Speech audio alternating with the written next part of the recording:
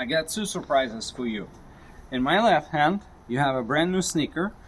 In my right hand, you have a very used and seriously abused motorcycle boot. Let's say I will give it to you for free.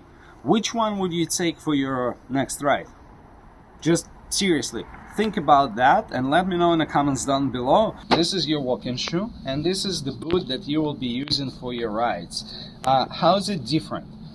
Let's start with twisting the boot from the top portion to the bottom. So you cannot really, deform the leg to the point where it's gonna be,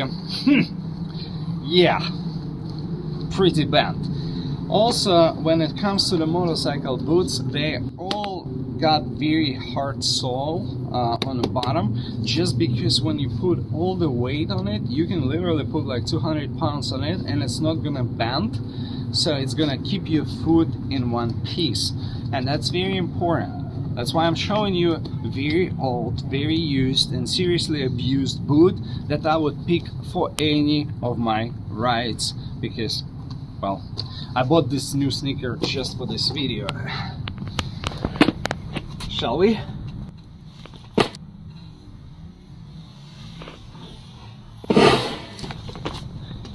Yeah, you don't want that. Please subscribe. Those videos getting really expensive.